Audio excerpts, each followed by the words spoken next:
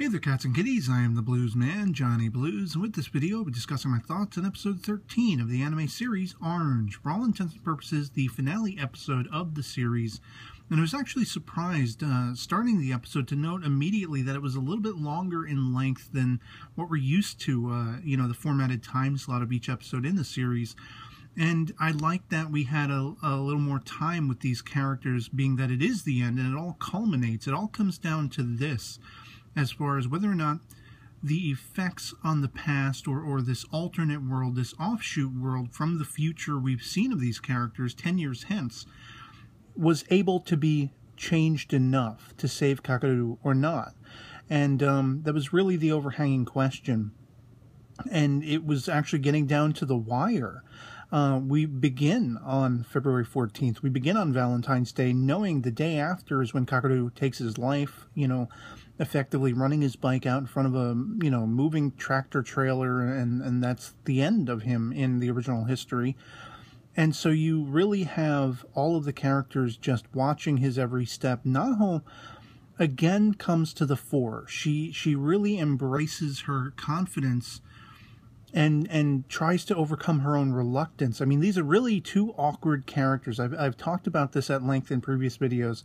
They're two very awkward characters. You have to look at their societal and cultural backgrounds, but also things like, anxiety and psychological plagues like that, where it's very hard to interact with others, especially if you're carrying around the baggage of guilt that Kakaru is, in the idea that he feels responsible for his mother taking her life, as well as Naho just not having the experience, not being able to get out there, and again, the cultural and Japanese aesthetics of it being taboo to make overt, romantic gestures in public and let your feelings be known and all this kind of stuff. I was so proud of her in this episode to see her really reaching out to Kakaru and trying to embrace the idea of exposing how she feels. She wants to go out with him. She doesn't want to, this very tepid sort of reaction and interaction that has been going on between them to continue. She wants it out there, and she wants it bold-faced so Kakaru can know that his happiness, the things that would make him happy, are really right there if he wants it. All he needs to do is but ask, but let his feelings be known. And the same with Kakaru. I was proud of him too, because you finally have them both revealing how they feel. And, we've already known that Kakaru is in love with Naho to a degree, and he's reluctant to really admit it, but more so it was about his admitting that he still feels bad for all the good that the characters have done for him and for his life. He still does feel bad. He still does feel guilty. He still does feel as though he doesn't want to live because of that guilt that he's carrying around, how heavy a burden that is. And I love that in spite of what seemed to be, unless it was, much my mistake, it seemed to me when Naho was chasing after Kakaru with the Valentine's chocolate, and she bumps into Ueda Senpai, it seemed as though she just sort of, when she tripped, the chocolate launched out of her hands and just sort of crashed on the floor. But then Ueda makes a comment like, oh, it looks like somebody stepped on it, ha ha ha. And I wasn't sure if that was meant to imply she had stepped on it, she had tried to crush it, or if she was just, elated by the fact that someone else had, not seeing them bump into each other. And I was like, really? This bitch has to show up again? Is this going to be the overhanging antagonist for this final episode? They're going to have to be dealing with her. And luckily they weren't. It was just, in passing. And I was like, get out of my way. And then she doesn't move, but Naho walks around her anyway. So, thankfully, Ueda didn't have to be too big a part of this story.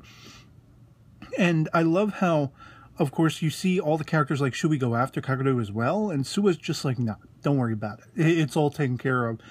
And so I suspect it was him who put the little note in Kakaru's, locker with his shoes or whatever, saying, please wait, I want to give you something, which coincided with Naho catching up with him and saying verbatim the same thing, I want to give you something.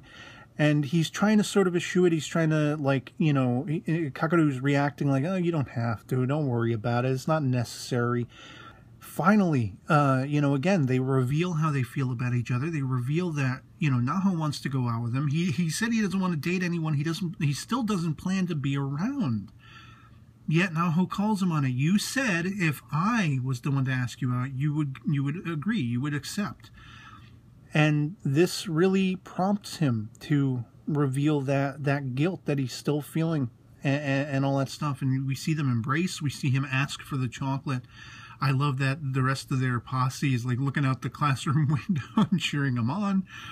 Did you get the chocolate? And of course, Kakaru puts it like the YMCA thing. I don't know what he was doing with his hands over his head, but I guess that means I'm happy about it. And I was happy about it.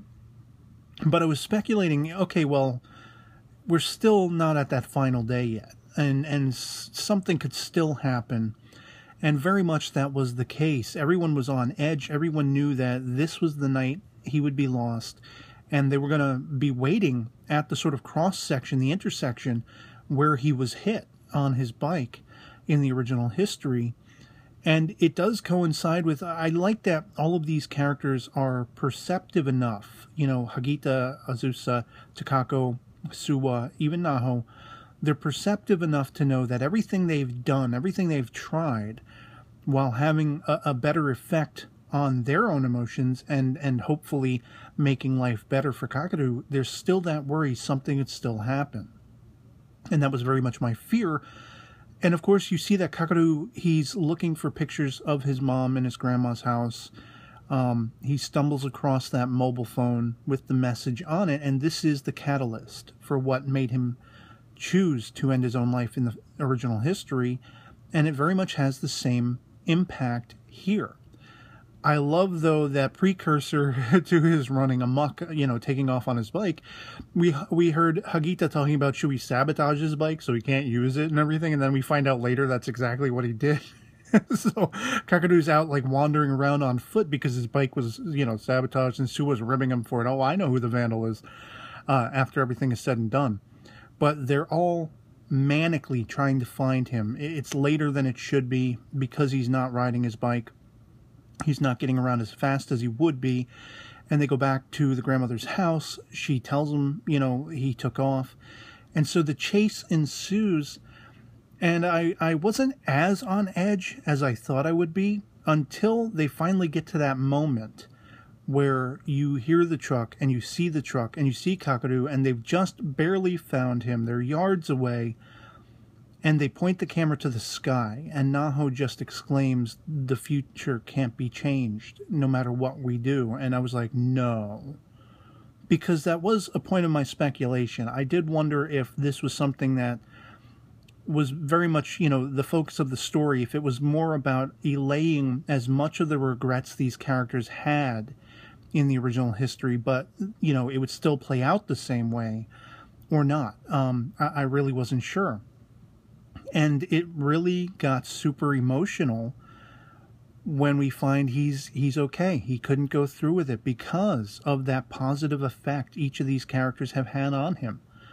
They actually were able to reach him enough that in spite of his guilt, in spite of his suicidal thoughts, and wanting to apologize to his mother and feeling like the weight of that burden was all and solely his own fault, they managed to get inside and crack that guilt apart enough to make him feel joy, to make him feel happy, to have him, having fun. Enough that he longs to have that again. He longs to live another day, to have fun again with his friends. These characters, I only wish humanity was this empathic and this compassionate all the time. I wish, you could depend on others the way these characters are all there for each other. And if not yourself needing a pick-me-up, being able to be selfless and give a pick-me-up to someone else who needs it. There are people who do, but, it's something to be aspired toward. The love and the compassion and the friendship between these characters. Even if it was something propelled and prompted by letters from the future, which I felt the description of that in the last episode, you know, getting a little too highly detailed was a disservice to the story, to the fantasy aspects, because this is not something we can really do in everyday life, so far as we know. You know, change the past for the better or for the worse, or in this case, communicate with our past selves in some way to try to have those effects. But it's something I really loved, you know, casting forward again and seeing the characters in the future in this episode, where they made that resolution. We're going to try anyway. We don't know if it's going to work, but we're going to try. And I wish they kind of would have just left it at that. I think that would have been enough to really propel that idea, that fantasy aspect that, well, they did succeed in some way, some unknown, unsure way. Did they manage to do this? And when they're sitting around Kakaru and he's crying and he's apologetic, I was absolutely shocked that Suwa immediately reveals, well, it's all because of the letters we got. And I really wondered, and I've had a conversation or two with some of you guys, you know, my fellow viewers, you know, talking about what would it be like if Kakaru found out that there were letters from the future? Would he be resentful? Would he be, you know, feel even guiltier? Would he... And there were shades of that in his reaction. He did seem to feel a little guilty. He did seem apologetic when he found out. But moreover, and answering to my hope, he was happy to learn that these characters cared so much for him that 10 years went by and they still could not live down the regrets of losing him the first time around. They wished they had known what he was going through. They wished they had an answer to his pain, or could have done something to try to help alleviate it, or you know, at least not make it as bad as what he was carrying around by himself in the original history. And they've all made leaps and bounds in strides to do this, and it really had a positive effect. It made him want to live. It made him choose to rather live than want to die when it counted the most. And I was misty-eyed over that. You know, the exchanges of their looks, they're all hugging him and everything. It was just beautiful.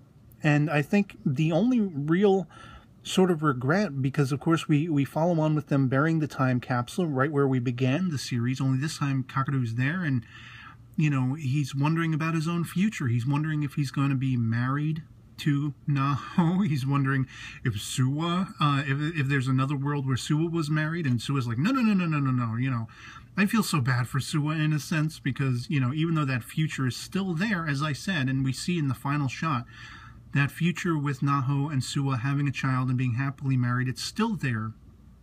But I feel bad for this Suwa, because, you know, what's he going to do? And I've actually heard, as precursor to this final episode airing, that there's going to be a spin-off manga exploring future Suwa's life. I don't know for sure, but that sounds exciting to me. I might want to look that up at some point in the near future. And by the end, I mean, I think the only thing that really was lacking for me, I kind of wish we would have seen both parallel futures. You know, not only that shot of Suwa and Naho with their child, but I would have loved to have seen a future shot 10 years hence of Kakaru being there and having an answer. You know, on the one hand, they leave it open without any sort of certainty to give you, the viewer, with the imagination and the hope to really decide for yourself. Does Kakaru survive those 10 years? Does something happen to him later on? Does he try to take his own life again at some point? I don't think so. I think he's there in the 10 years from this, you know, point, the present day in the series. And whether or not he's with Naho, I have no idea. But likely, I would think that that's probable. And I would have just loved to have seen that. I would have loved to have seen little glimpses, if not, you know, told that this is exactingly what happens, this is precisely what happens, at least to see it as sort of a dream sequence or something, like, you know, to give us that assurance. It wasn't enough, put it that way, that they saved Kakaru on the day after Valentine's Day and they affected him so well that he wouldn't take his own life.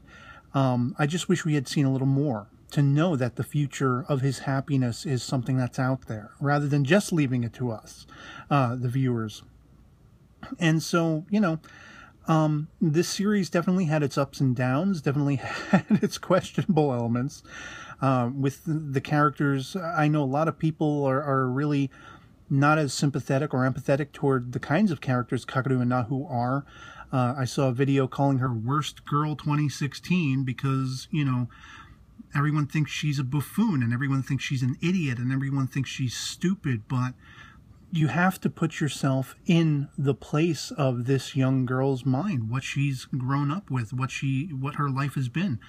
Again, the societal and cultural Japanese aesthetics that are in play, but also, you know, for people who suffer with severe anxiety, people who do not, it's one of those things, an internal disability that people, unless you suffer with it or know someone who does, and you can see it 24/7, you don't necessarily understand what that person is going through. And Nahu and Kakadu, both, for their own respective reasons, are two anxiety-filled youths that were doing the absolute best they could.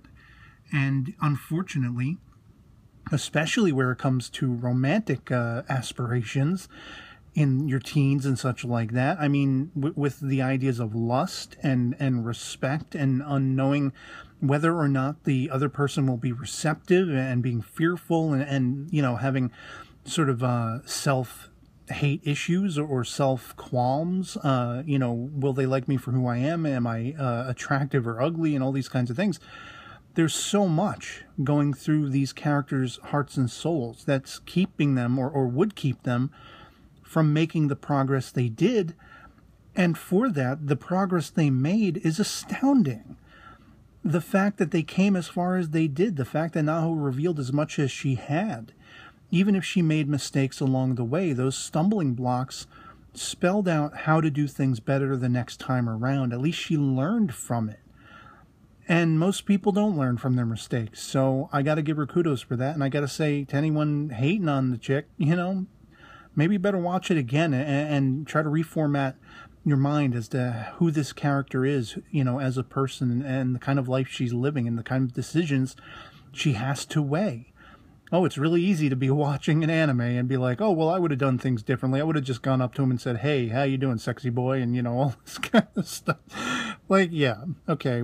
Really put your shoes in that character's shoes and that character's life before you judge them is where I'm going with that. And beyond that, there's a live-action movie that came out in 2015, I believe, that has me really curious to see in a movie time slot how they managed to tell this story, because there were aspects of the series that I felt got a little long-winded, and maybe it didn't need to be 13 episodes in length. I think we could have gotten to the culmination of this story much sooner if certain things had been edited down, you know, certain things had been shifted or cut out or made shorter and things of that nature. But, you know, it's going to be a curiosity to check out the film now that the series is said and done, so I don't have to worry about spoilers. And it was definitely an experience. It had, again, ups and downs, emotional moments, and I really was cheering on these characters, and I'm glad that by the end they managed to give Kakadu something to live for when it counted most. And that seems to give us a hint to the future that, you know, his life will continue on, and so will his happiness, and so will the happiness and lack of regrets for all of the cast of characters that so were compelled after 10 years of dealing with the loss and that burden and those regrets to reach back and try to change things for the better. And they managed it, and it was satisfying for that. So yeah, otherwise I'd love to hear from you guys in the comments below. If you've seen episode 13, the finale episode of Orange, if you enjoyed it, if you found it to be as emotional as I did, we're surprised that it was a little bit lengthier than the normal run of an episode and such like that. If you felt that it was well paced, I think all things considered, even though I'm talking about the series probably could have been cut down here and there and things of that sort, I think for a final episode, the length was perfect to cover everything that they did cover. I didn't feel like there was any misstep in the course of the final episode. I think every minute was utilized to the fullest, whereas I do think previous episodes could have been maybe cut down here and there. But, so yeah, love it or hate it, anything goes in the comments below. Just love having that conversation. And otherwise, that'll be pretty much it for me on this. Hope this video finds you well, and I'll catch you all later. Peace.